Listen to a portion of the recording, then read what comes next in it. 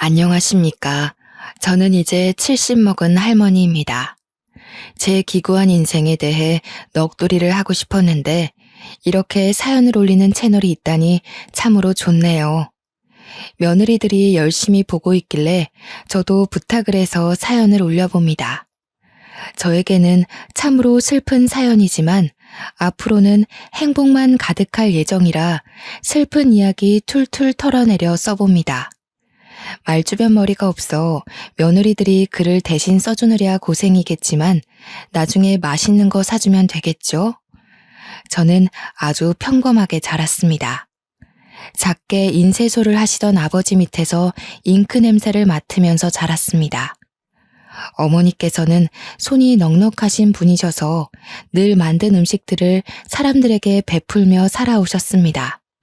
엄청나게 부유했던 집은 아니지만 아버지의 일거리가 끊임이 없었기에 가난에 허덕이는 일 없이 잘 먹고 무럭무럭 자랐습니다.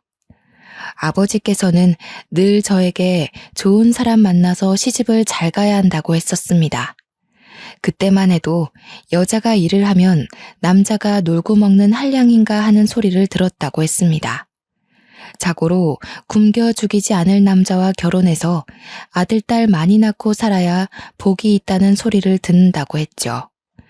어머니께서도 아이를 많이 낳아 다복한 가정을 이루고 싶어 하셨었지만 저를 낳고 몸이 안 좋아지시는 바람에 아이를 더 갖지 못하게 되셨다고 했습니다.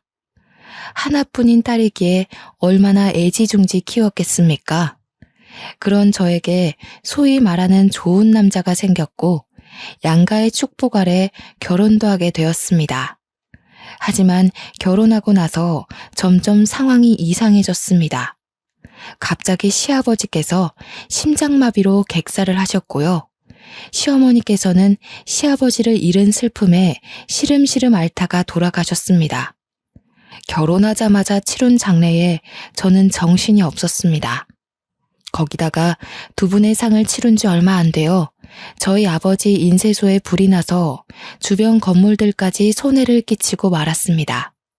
한순간에 전 재산을 잃고 주변 상가에게도 피해를 변상해야 했습니다.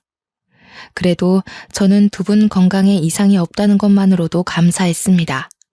하지만 빚더미에 앉게 되었습니다.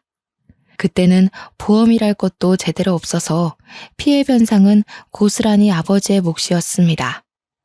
저희 남편은 제 부모님의 몫의 빚까지 떠안아 주겠다고 했습니다. 저는 면목이 없었죠. 하지만 정말 좋은 남자였습니다. 저에게 아무런 걱정하지 말라고 우리 마누라 고생은 절대 안 시킨다면서 본인 일을 늘리더라고요. 남편은 건설 현장에서 타일을 붙이는 일을 하는 타일공이었습니다. 몸이 매우 힘들지만 일을 하는 만큼 돈을 벌 수 있는 직업이었습니다. 남편은 일을 늘려서 하루 종일 집에 붙어 있지 못했습니다. 그런 남편을 보면서 저희 친정 부모님은 참 마음 아파하셨습니다. 그러다가 어깨를 다친 남편이 잠시 일을 쉬게 되었어요. 목구멍에 풀칠이라도 해야 하는데 너무나도 걱정이 많았습니다.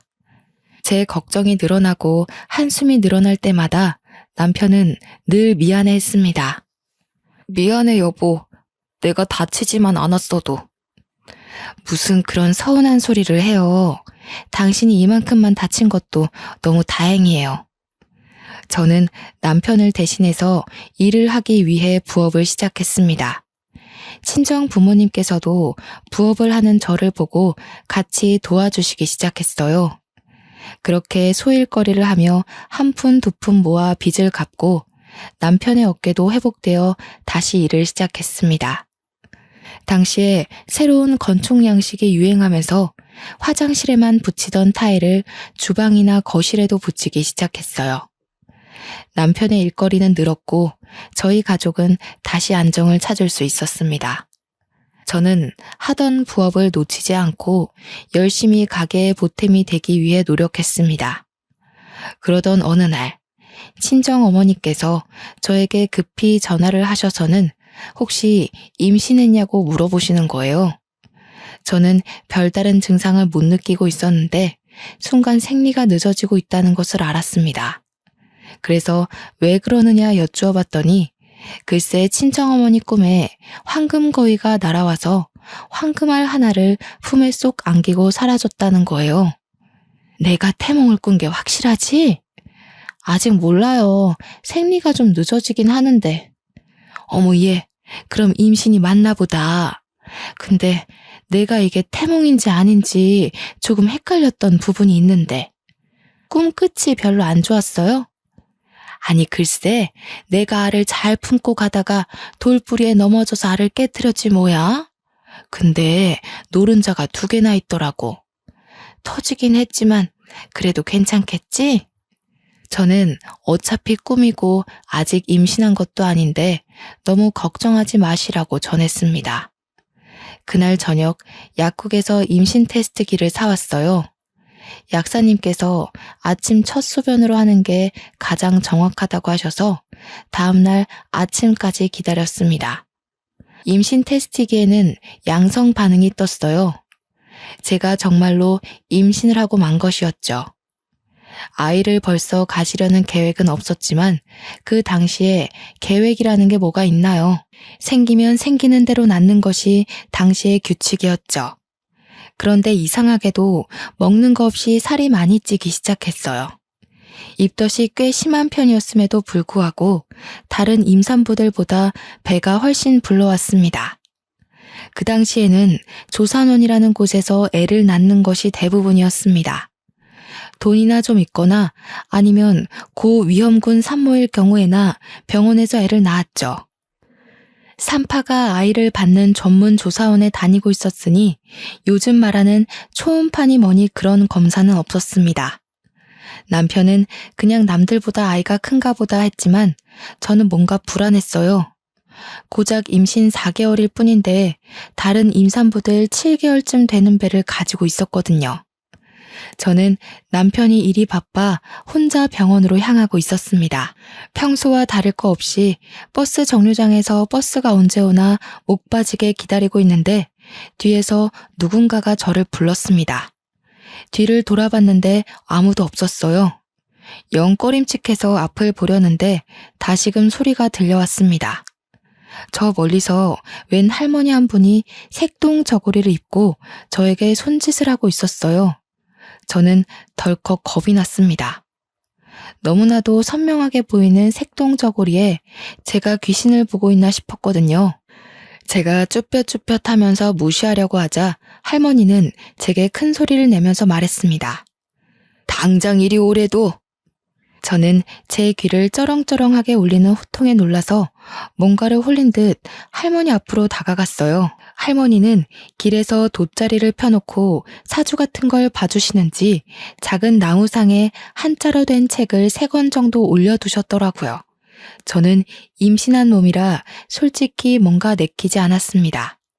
보자, 이름이 뭐고? 제 이름이 왜요? 우리 할망은 그렇게 말대꾸하는 거 안 좋아한다. 이름이 뭐고? 윤순혜입니다. 아이고, 이름 획수가 잘못된 게 틀림없네. 진실한 순자 쓰나. 제 이름은 참으로 진실로 할 때 순자를 쓰고 있었습니다. 한자를 말하지도 않았는데 덜컥 맞추는 할머니에 소스라치게 놀랐습니다. 우리 할망이 그러는데 이름에 삼수변 삼액자가 붙어야 하는데 기구한 운명의 획이 하나 추가되어 죽을 사가 붙었다고 하시는구만. 진실로 순자가 아니라 따라 죽을 순이 붙었어. 저는 너무나도 기분이 나빴습니다. 제 아이가 뱃속에 떡하니 자리를 잡고 있는데 그런 불길한 소리를 하니 얼마나 불안하고 불쾌했겠습니까? 자리를 박차고 일어나려고 하는데 할머니께서 제 손을 꽉 붙들어 매셨어요. 그 힘이 얼마나 강하던지 제가 감히 이길 수 없는 정도였습니다. 갑자기 눈알을 확 뒤집었다가 푸시더니 제 눈을 똑바로 쳐다보고 제 배를 뚫어져라 보셨습니다. 그러더니 쌀알을 몇 개 휙 던지시고는 중얼중얼 하시는 겁니다. 저는 너무 소름 끼치고 무서워서 도망가고 싶었는데 2 다리가 묶인 것 마냥 그 자리에서 일어날 수가 없었습니다. 너무 끈끈하게 묶여 있어서 내가 그 끈을 함부로 풀어낼 수가 없네. 자네 아이 둘 다 살리고 싶으면 한 아이를 포기해야 해. 아이 둘 다 살리고 싶으면? 그게 무슨 소리래요? 뱃속의 아이 말이야. 쌍둥이를 가졌잖아. 저는 그제서야 제 배가 왜 남들보다 큰지 이해가 갔습니다. 병원에 가서 정확하게 검사한 것은 아니지만 어머니의 태몽에서 쌍란이 나온 것도 그렇고 지금 할머니께서 쌍둥이라고 하는 것도 그렇고 말이죠. 저는 뭔가 깨달음을 얻은 듯한 얼굴을 했지만 그럼에도 불구하고 의문이 남았습니다. 제가 쌍둥이를 가졌을 수도 있지만 둘 다 살리고 싶으면 한 아이를 포기하라는 게 무슨 소리세요? 우리 할망이 자세하게 말해주면 운명이 바뀐다고 했는데 자네 인생이 기구해서 내가 조금 더 풀어주지. 뱃속의 쌍둥이 명이 짧아 따라 죽을 운명이란 말이다 이거야. 저는 점점 듣는 게 거북해졌습니다. 아직 태어나지도 않은 아이들에게 저주를 퍼부어도 너무 심하게 붙는 것 같았습니다. 할망인지 뭔지가 귀신인지 신인지 모르겠지만 우리 아이에게 저주를 붓는 것만 같았어요. 애 둘 다 낳을 생각 말고 하나만 낳아. 하나를 일찌감치 지으면 그 수명이 다른 쌍둥이에게 붙어서 오래오래 살 거요.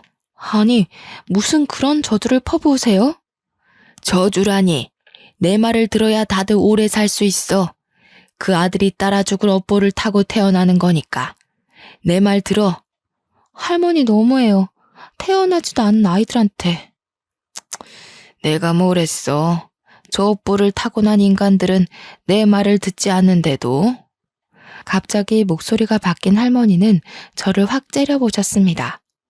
이전까지는 호통은 치셔도 눈빛은 안타까워하는 눈빛이셨는데 지금은 눈빛에 도끼가 가득했어요. 자식은 물론이고 다른 사람도 살고 싶으면 애 하나를 버려. 그러면 그 수명 골고루 나눠 먹을 테니. 그러더니 할머니는 저의 다른 말들을 모두 무시한 채 나무 탁상을 탁탁 챙기고 돗자리를 휘리릭 말아서 들고는 골목 끝으로 사라졌습니다. 저는 멍하니 사라지는 할머니의 뒷모습을 바라보았어요. 그러다가 정신을 차리니 제가 뭘 하고 있었는지를 모르겠더라고요. 홀렸다는 말의 뜻을 정확하게 알 수 있는 순간이었습니다. 저는 원래의 목적대로 산부인과에 가기 위해서 버스에 올라탔습니다. 버스를 타고 병원으로 가는 내내 속이 울렁울렁 거리더라고요. 가까스로 정신을 부여잡고 병원에 도착해서 검사를 마치니 정말로 쌍둥이가 뱃속에 있다지 뭐예요. 참말로 신기한 경험이 아닐 수 없습니다. 친정엄마가 꾸신 꿈도 그렇고 점쟁이로 보여지는 할머니도 그렇고 모두들 저에게 쌍둥이에 관련된 이야기를 해주셨으니까요. 그런데 쌍둥이인 걸 알자마자 제 마음속에 불안의 촛불이 탁 켜졌습니다. 쌍둥이 명이 짧아 따라 죽을 운명이란 말이다. 저는 서둘러 동네로 왔습니다. 그리고는 점쟁이 할머니가 있었던 그 자리로 달려갔어요. 하지만 할머니의 흔적은 그 어디에도 없었습니다. 저는 지푸라기라도 잡는 심정으로 할머니를 아는 사람들을 찾기 시작했어요. 근처 상인들이라면 충분히 알고도 남았을 것이라고 생각했습니다. 저기요, 과일가게 아주머니. 여기서 앉아서 점을 보시던 색동옷 입은 할머니 못 보셨어요? 어머 세댁, 무슨 꿈이라도 꿨어? 이 근처에는 그런 점쟁이 할멈 없어. 내가 여기서 장사를 10년 넘게 했는데 그런 할머니는 못 봤는걸? 아까 한 2시간 전만 해도 있었는데 참말로 못 보셨어요? 색동옷을 입었으면 눈에 딱 띄었을 텐데 난 못 봤어. 여기서 색동옷 입고 앉아 있었다가는 미친 사람으로 오해받기 딱 쉽지. 나도 그런 할머니는 본 적이 있는데 새댁이 잘못 본 거 아니야? 저짝 골목 끝으로 가면 무당집이 하나 있긴 한디. 근데 뱃속에 애도 있으면서 귀신이라도 붙어오면 어떡해? 저는 마지막 상인분의 말씀을 기억해두고 골목 끝에 있는 무당집을 찾아갔습니다. 임신해서 부른 배를 하고 들어가기 좀 무서웠지만 금방 점쟁이가 버선발로 나와 저를 맞이해 주었습니다. 하지만 제가 낮에 봤던 할머니가 아니었어요. 저는 점을 보지 않겠다고 하고는 다시 나왔습니다. 그 이후로도 며칠을 버스 정류장 앞에서 할머니가 앉아있던 곳을 바라보며 기다렸지만 그 할머니는 영영 나타나지 않았습니다. 정말 소름이 쫙 돋았어요. 그 할머니는 도대체 어디서 나타나 저에게 말을 걸고 사라진 걸까요? 뱃속에 제 아이가 쌍둥이라는 것은 어떻게 알았을까요? 저는 좋은 것만 생각하기로 결심했습니다. 나쁜 기억들은 모두 지우기로 했어요. 그저 제가 아이들을 더욱 잘 살피고 위험하지 않게만 키우면 될 것이라고 생각했습니다. 시간이 흐르고 흘러 조산원에서 저는 쌍둥이를 낳았습니다. 꼬박 20시간이 넘는 진통 끝에 자연분만을 했고 둘째 아이가 조금 늦게 나오는 바람에 덜컥 겁을 먹었지만 능숙하신 조산사가 아이를 잘 꺼내주었습니다. 둘 다 일란성 쌍둥이로 아들이었는데 너무너무 예쁘고 귀여웠습니다. 남편은 타일 일로 바쁜 와중에도 아이들을 보느랴 시간 가는 줄 몰랐습니다. 더군다나 제가 난산이었기 때문에 제 몸까지 살펴주느라 정말 고생이 많았어요. 처음 출산이다 보니 모르는 게 너무나도 많았습니다. 우리 아이가 왜 우는지 이유조차 모르면서 그저 끌어안고 달래기 바빴습니다. 친정 어머니께서 도와주지 않으셨다면 정말 하루가 어떻게 흘러가는지도 모르는 채 살았을 거예요. 가끔은 너무 울어대는 쌍둥이들 탓에 정신이 나갈 것 같았지만 그럼에도 내 새끼라 그런지 정말 예뻤습니다. 잘 때는 또 얼마나 천사 같던지요. 아이를 키우며 정신없이 살았습니다. 너무 정신이 없어서 저희 친정아버지께서 암에 걸렸다는 사실도 모를 정도로 말이죠. 저희 쌍둥이가 돌이 채 되기도 전에 친정아버지는 암이 급격하게 번져서 돌아가시고 말았습니다. 수술이건 항암이건 손을 쓸 사이도 없이 그렇게 갑자기 말이에요. 아버지는 우리 아이들이 밥을 얼마나 잘 먹는지, 걸음마를 언제 뗐는지 엄마 아빠 하고 부르는 것도 모른 채 돌아가셨습니다. 저희 친정 어머니께서는 결국 외로움을 견디지 못하시고 저희와 합가를 하게 되었습니다. 합가를 하는 동안 아이들을 얼마나 극진히 보살펴 주셨는지 몰라요. 하지만 아이들의 웃음소리가 끊이지 않고 들려도 마음 한구석에 깊이 자리 잡은 외로움은 어떻게 채울 수가 없었습니다. 아이들이 커가는 속도가 참 빠르잖아요. 저희 어머니의 늙는 속도도 참 빨랐습니다. 어느 날부턴가 멍하니 창밖을 보면서 제게 말씀하셨어요. 나는 섬에 가서 살고 싶었어. 바다도 보고 산도 보면서 공기 맑은 곳에서 네 아버지와 그렇게 늙어가고 싶었지. 매일 아침마다 저에게 똑같은 소리를 반복하셨어요. 저는 그것이 아버지를 그리워하는 마음인 줄 알았는데 아니었습니다. 가끔은 요리를 하시다가 냄비를 태워 먹기도 하고 어느 날은 집이 몇 호였는지를 헤매기도 하셨지만 저는 별 대수롭지 않게 생각했습니다. 그러다가 아이들이 어린이집에 갈 나이가 되었고 남편은 타일 시공을 직접 하지는 않지만 현장에 계속 나가 있느라 바쁜 와중이었죠.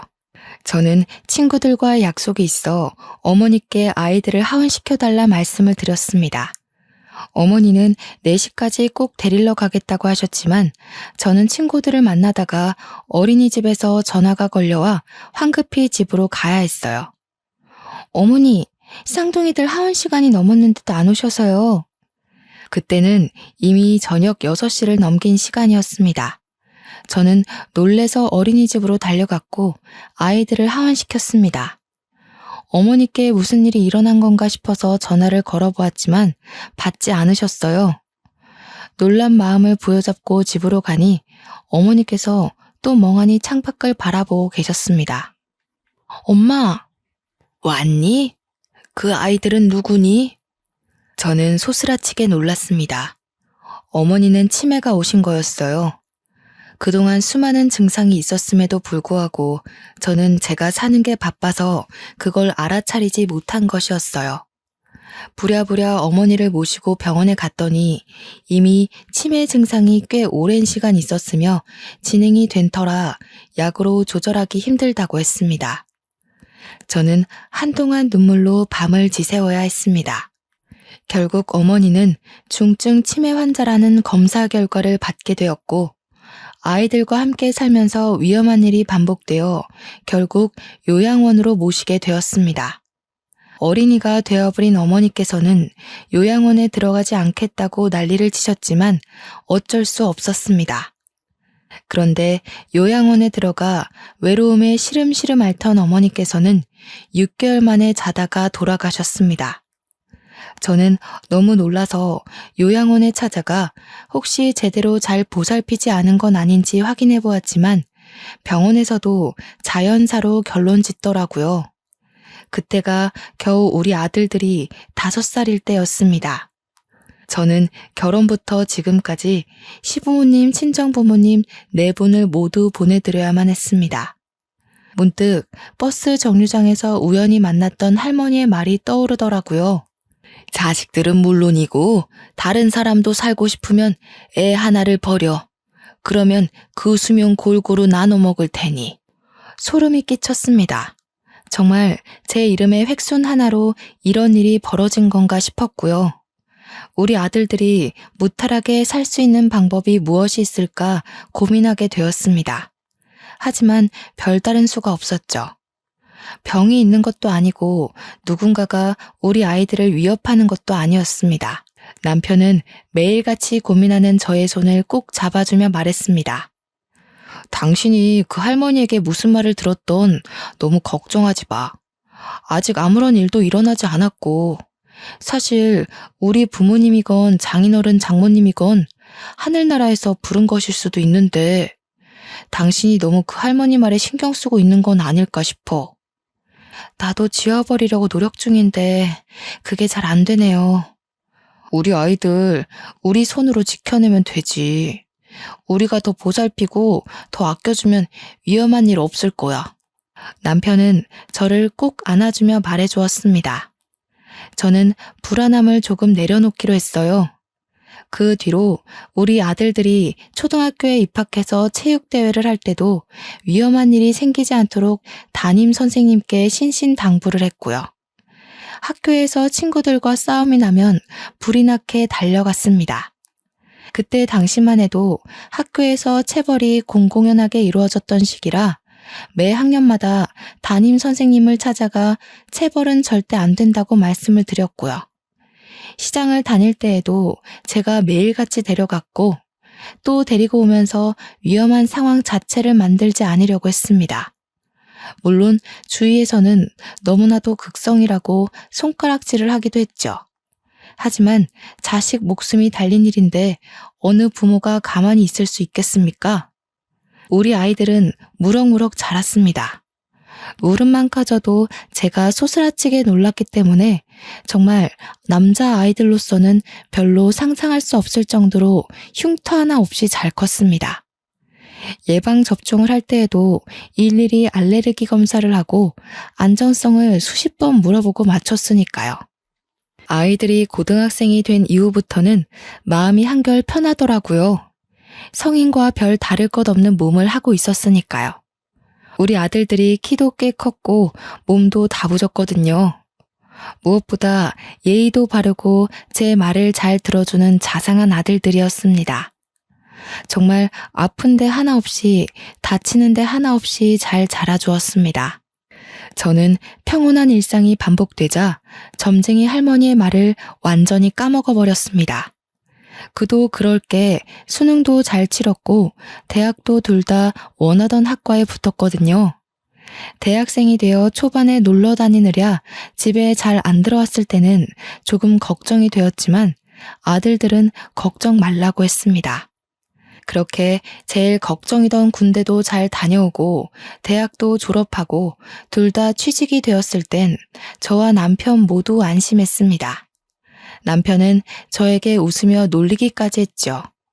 어릴 때는 어디 다쳐서 피라도 나면 기절할 것처럼 굴었던 사람이 그봐 마음을 달리 먹으니까 우리 아들들도 잘 자라서 이렇게 어엿한 성인이 됐잖아. 저는 남편을 보며 활짝 웃었습니다. 사람은 역시 마음먹기에 달린 거라 생각했죠. 그러던 도중 첫째 아들이 여자친구를 소개시켜주겠다고 했습니다. 아들들 모두 34살이니 결혼 정년기라고 생각은 했지만 저렇게 이야기를 하니 속이 시끌시끌한 건 어쩔 수 없더군요. 첫째가 피아노를 전공했다던 여자를 데리고 왔고 늘씬늘씬하고 예쁜 것이 한눈에 마음에 들었습니다. 인사를 나누는 자리에서 처음에 저를 어색해했지만 제가 마음을 열고 다가가니 사르르 녹는 애교를 장착하고 저를 대하더군요. 이래서 우리 아들이 푹 빠진 건가 보다 싶었습니다. 양가가 인사를 드릴 때도 참 화기애애했습니다. 결혼식 분위기도 참 좋았고 결혼하고 나서는 더욱 좋았습니다. 우리 아들이 살가운 성격은 아니었는데 며느리가 오고 나서부터 참 저를 이모저모 많이 챙기더군요. 며느리가 시켜서 하는 일이라도 참 고마웠습니다. 첫째 며느리가 결혼 4개월 만에 임신했다고 했을 때 저와 남편은 초음파 사진을 들고 눈물을 흘리기도 했으니까요. 첫째 며느리의 임신 경사와 더불어 둘째 아들도 결혼하겠다고 했습니다. 미술 선생님으로 재직 중인 여자라고 했습니다. 둘째 며느리는 참 조용조용하면서도 진득하니부터 일을 할 줄 아는 아이였습니다. 큰 며느리처럼 살갑게 붙어서 이런저런 이야기를 나누거나 하진 않았지만 늘 제 옆에서 조용히 제가 하는 일을 거들었죠. 그 야무진 손이 얼마나 예뻐 보였는지 모릅니다. 첫째 며느리는 출산 후에도 피아노를 계속했고 연주회에 우리 가족 모두를 초대하기도 했습니다. 강렬한 드레스를 입고 피아노를 연주하는 큰 며느리는 참 다른 사람 같아 보였습니다. 정말 멋있고 대단하더라고요. 그 이후에도 제가 연주회 가는 것을 좋아하니 무슨 일이 있으면 연주회 티켓을 주었습니다. 며느리 친구들의 공연을 같이 보러 가기도 했고요. 둘째 며느리는 학교에서 미술 선생님으로 일을 하면서도 자기 전시회라는 것을 열더라고요. 미술이라는 걸 하나도 모르는 제가 봐도 그림이 너무 아름다웠습니다. 제가 멍하니 둘째 며느리의 작품을 보고 있자 며느리가 저를 위해 그림을 그려주기도 했네요. 그걸 보고 첫째 며느리도 둘째 며느리에게 작품을 사기도 했고요. 둘째 며느리는 돈 받고 팔 수 없다고 그냥 드리겠다고 둘이 티격태격하다가 정말 싸움이 나기도 했네요. 가운데서 중재하느라 제가 얼마나 진땀을 뺐는지 모릅니다. 첫째 며느리가 출산하고 얼마 지나지 않아 둘째 며느리도 임신을 했고 첫째 며느리가 둘째도 가졌다는 소식을 전해왔습니다. 한순간에 대가족이 되어버려 저와 남편은 정신이 없었죠. 첫째 며느리가 아이를 봐달라고 하면 한달음에 달려가 아이를 돌봐주기도 했고 제가 먼저 아이를 돌봐줄 테니 목욕탕이라도 가서 때라도 밀고 오라고 할 때도 있었습니다. 그럴 때마다 같이 못 가서 아쉽다는 며느리를 어찌 예뻐하지 않을 수가 있을까요? 정말 고부간의 갈등이라는 건 하나도 겪어본 적이 없습니다. 첫째네 손주 2명에 둘째네 손주 하나, 이렇게 세 아이를 동시에 돌봐 집안이 난장판이 되어도 참 즐거웠습니다. 며느리들도 저를 얼마나 의지했는지 모릅니다. 그러던 도중 저에게 또 한 번 시련이 찾아왔습니다. 하나뿐인 제 남편이 세상을 떠나버린 것이었습니다. 사고였지만 제 마음은 받아들이기가 힘들더라고요. 아들과 며느리들 손주들까지 할 거 없이 장례식장을 지키고 사돈댁들도 전부 와서 저를 위로해 주었습니다. 첫째 며느리와 둘째 며느리 모두 남편의 몫까지 저를 챙기겠다고 진심의 눈물을 흘리며 약속했죠. 저는 너무나도 외롭고 쓸쓸했지만 매일같이 전화하고 자주 찾아오는 며느리들 덕에 그 슬픔도 훌훌 털어낼 수 있었습니다. 오죽하면 저에게 합가를 하자고 하는데 도무지 아들네 집에 얹혀 살 마음까진 들지 않더라고요. 대신 남편과 아이들을 키우며 한평생 살았던 집을 처분하고 작은 빌라로 이사를 갔습니다. 첫째와 둘째네 집 모두 가까운 동네로 말입니다. 집이 가까워지니 며느리들도 더 자주 저를 찾아오더군요. 저는 정말 시간 가는 줄 모르고 며느리들과 신나게 놀러 다녔습니다. 어찌나 서울 구석구석에 맛집이 넘치고 카페들이 넘치던지 생전 남편이랑은 가본 적도 없는 곳이었어요. 며느리들과 돌아다니면서 얼마나 재미졌는지 모릅니다. 그러자 둘째 며느리가 여행을 가는 것이 어떻겠냐고 묻더라고요. 생각해보니 남편이 살아있을 때 전부 다 같이 가족여행을 떠나본 적이 없었던 거예요. 아버님 살아계실 때 갔어야 했는데 너무 아쉽네요. 그래도 이번 여행에서 우리 재밌게 놀다가 와요, 어머님. 맞아요. 제가 고기 하나는 진짜 잘 굽거든요. 형님, 고기는 제가 구울 테니까 집게 탐내지 마세요. 며느리들은 제가 좋다고 하니 바로 강원도에 있는 펜션을 예약하더라고요. 고기도 구워 먹고 물놀이도 할 수 있다면서 아주 좋아했어요. 사는 게 바빠 아들들 데리고 좋은 곳으로 여행을 떠나본 적 없어서 참 미안하면서도 설레더군요. 첫째 아들의 둘째 손주와 둘째 아들네 첫째 손주는 너무나도 아기라서 사돈 댁들이 맡아주시겠다고 즐거운 여행 다녀오라 하시더라고요. 저는 감사 인사를 전화로 전달하고는 첫째 아들네 차에 올라타려 했는데 갑자기 첫째 손주가 떼를 쓰기 시작했습니다. 할머니랑 엄마랑 작은 엄마랑 이렇게 탈래요. 응? 아빠가 운전하는 차에 타지 않고? 여자는 여자끼리, 남자는 남자끼리. 요즘 유치원에서 여자 남자 편갈라서 논다고 하더니 집에서도 이러네요. 형수님, 조카가 원하는데 뭐 어때요? 저랑 형이랑 운전해서 갈 테니 형 차를 형수님이 운전해서 오시면 되겠네요. 좋아. 손주의 바람대로 여자차, 남자차 나눠서 타기로 했습니다. 첫째 며느리가 운전하는 차에 저와 손주 둘째 며느리가 타고 둘째 아들이 운전하는 차에 첫째 아들이 앉았습니다. 그렇게 강원도 횡성에 있는 펜션에 가기로 하고는 차를 출발해서 한창 고속도로를 타고 있었습니다. 두 번째 휴게소에서 만나자 약속을 했다고 했는데 아무리 기다려도 아들네 차가 도착하지 않았습니다. 불안한 마음에 며느리들이 전화를 해봤지만 둘 다 전화도 받지 않았고요. 모르는 번호로 전화가 걸려오고 나서야 저는 점쟁이의 말이 떠올랐습니다. 온몸에 소름이 돋으면서 다리에 힘이 풀렸고 전화를 받은 첫째 며느리의 표정이 일그러지는 것을 보면서 확신을 했습니다. 둘째 며느리는 영문도 모른 채 주저앉은 저를 부축했고요.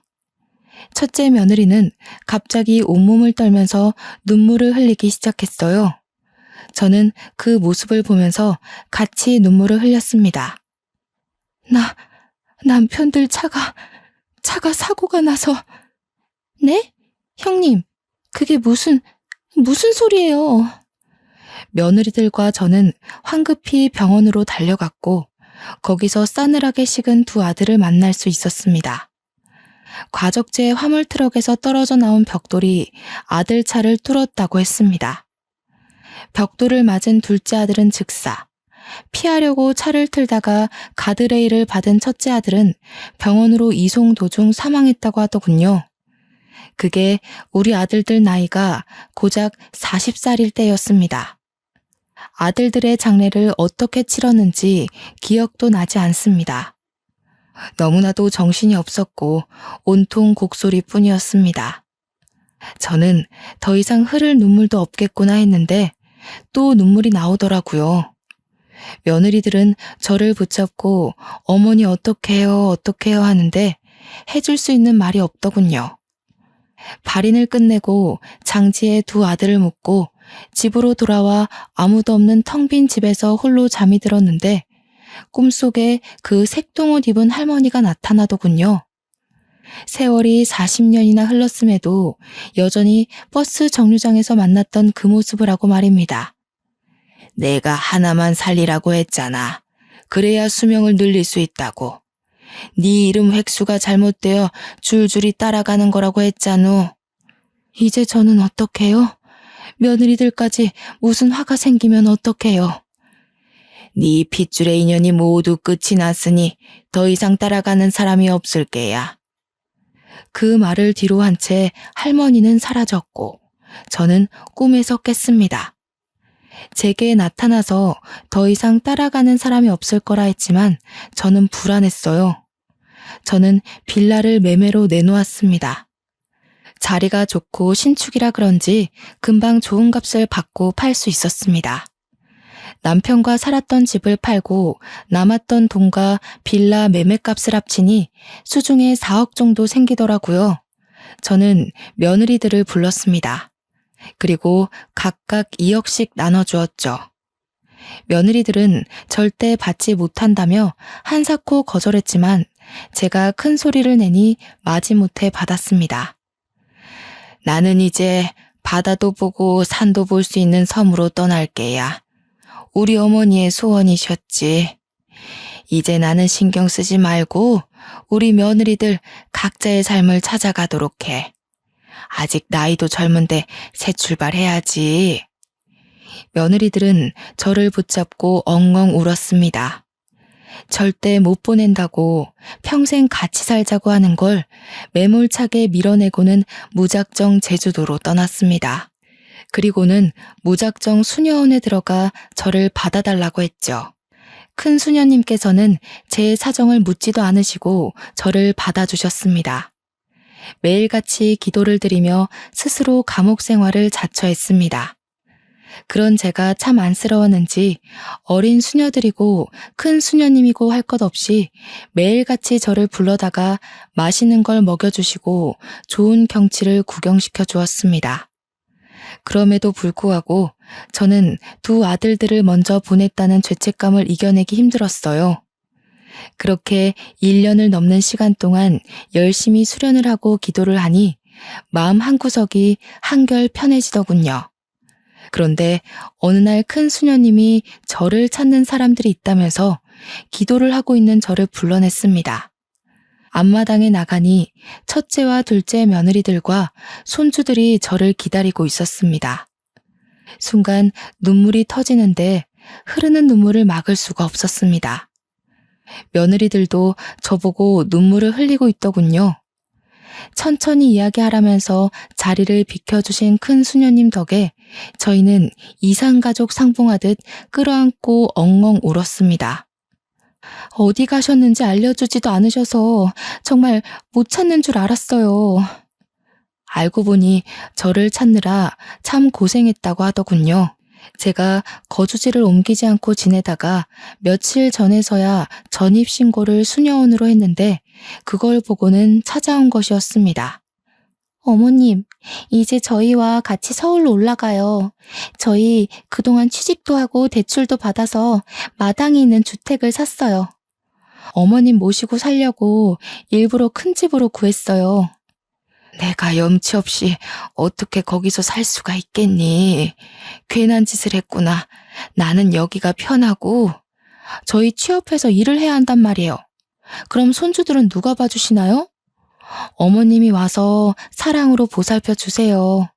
우리 남편들처럼 그렇게 키워주세요. 울면서 떼를 쓰는 며느리들에게 매몰차게 돌아가라 이야기를 하지 못하겠더군요. 며느리들은 인근에 숙소를 잡았다면서 기다리겠다고 꼭 같이 돌아갈 거라고 했습니다. 제 이야기를 대충 들은 큰 수녀님께서 무슨 걱정이 있으냐며 며느리들을 따라가라고 하시더군요. 우리 자매님께서 앞으로 얼마나 더 이 세상에 있다가 하나님의 부름을 받으실지 모르지 않습니까? 마지막은 가족들과 함께 오순도순 지내시면 얼마나 행복할까요? 저는 큰 수녀님의 말씀에 큰 결심을 하고 며느리들에게 연락을 했습니다.